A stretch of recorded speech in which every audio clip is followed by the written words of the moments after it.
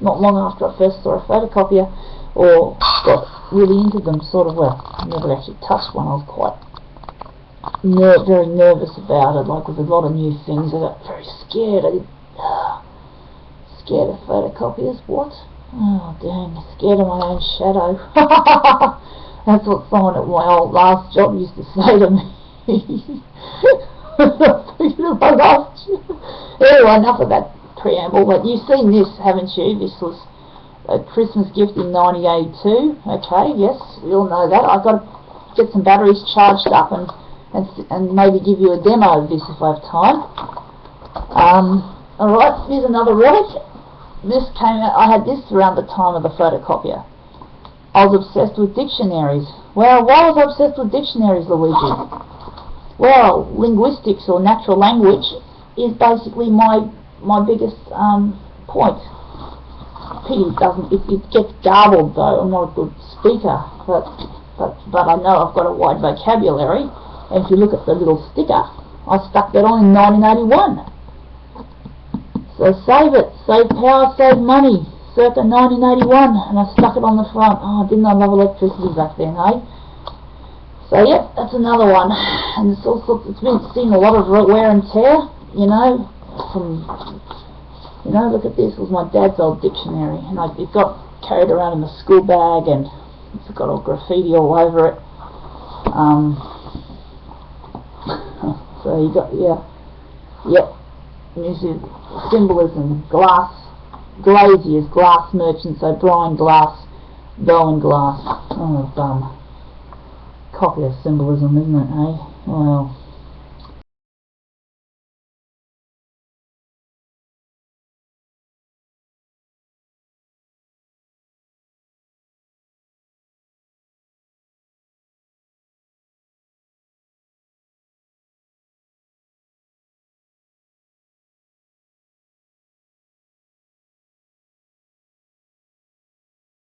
Well, what happened, right? It was really tragic.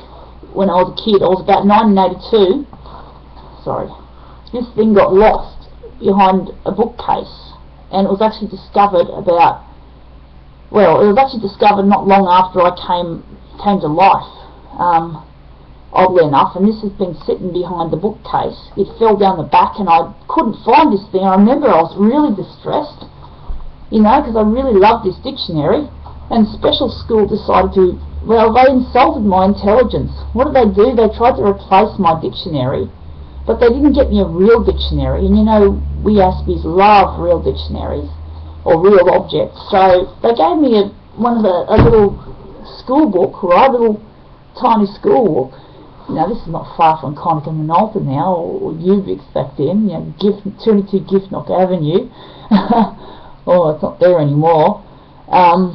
But basically, they gave me that, and I had to basically manually write in the words. It's like I knew I couldn't do that. What's the point of a dictionary if you have to write it in yourself? You can't, you got to know that it's stupid.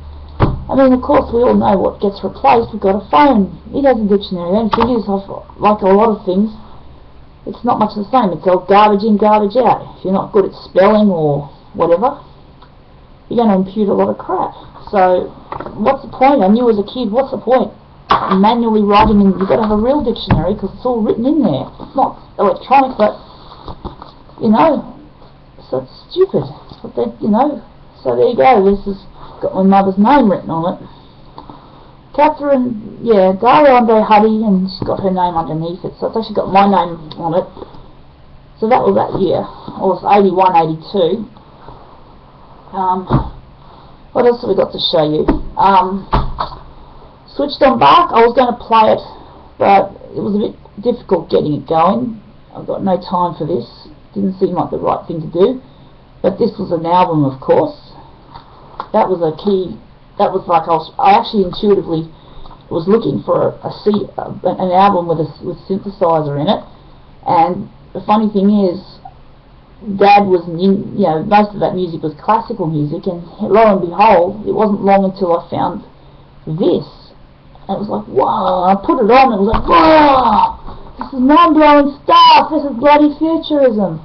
Alright, yes, alright, Here's another piece of futurism, which we all know. It's actually, everyone can relate to this. Well, this is my dad's. This has not got anything to do with the 1982, but this is my dad's old work.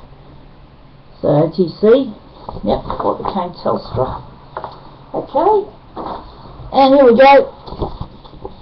This was something I used to look at when I was into glass, because I was into windows. Windows and glass, windows, get it? Windows, hello, windows, copier platens. Bloody hell, pardon my language. So you got here, but then of course, even before that, it was about the same year, 1982, 1984, but I think it was 1982, I was always looking at images of homes, houses.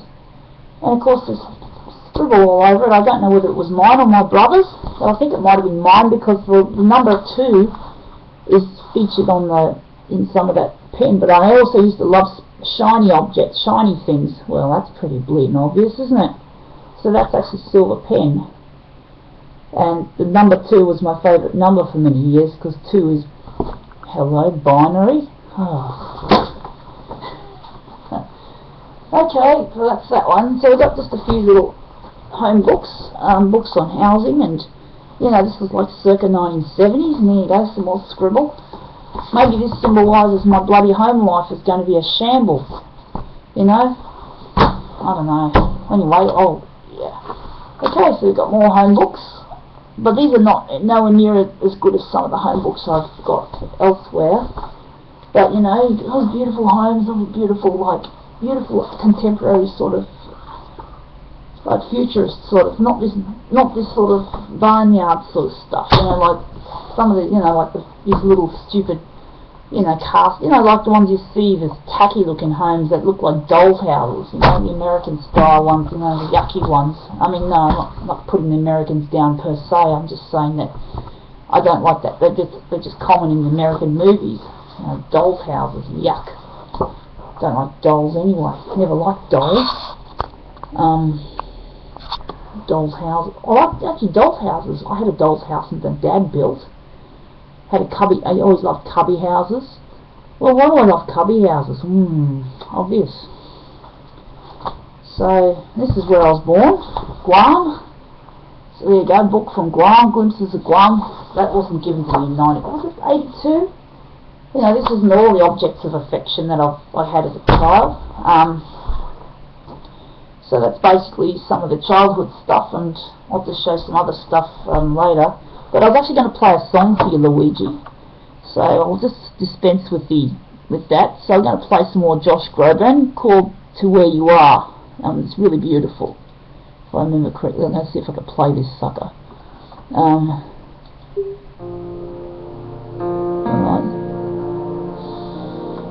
Just got to drop the screen down. Down the window down. Windows computers? Oh, bugger. Windows, bloody Windows.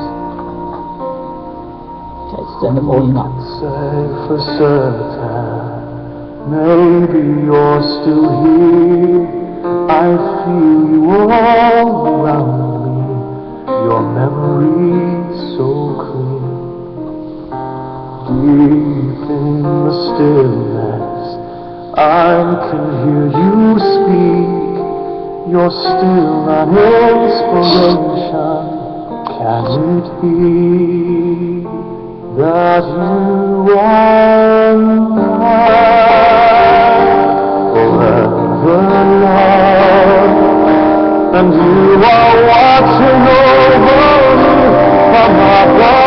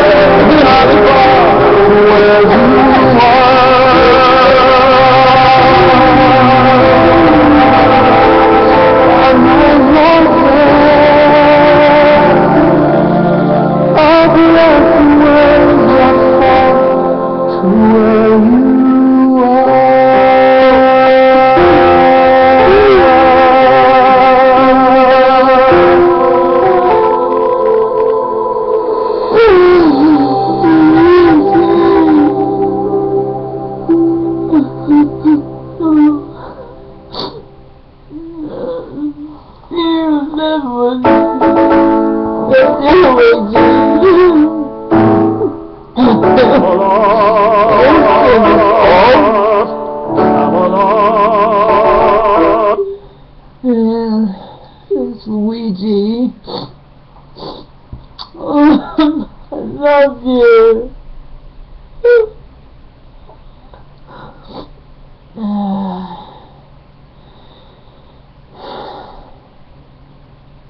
Oh, how long will we be apart?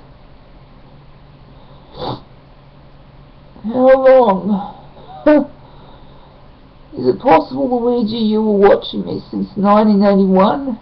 I was only 8 years of age. Were you possibly going to Forestville Primary School?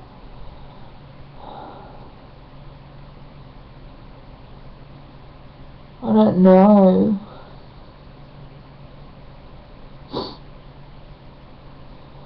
I don't know. Not sure I really understand. Yes, up C280. Yeah. I dearly love you so much, Luigi. If I could take you to where I am, Luigi, if I could just take you to the stars. I wish I could have done it years ago. I want to take you there. I love you.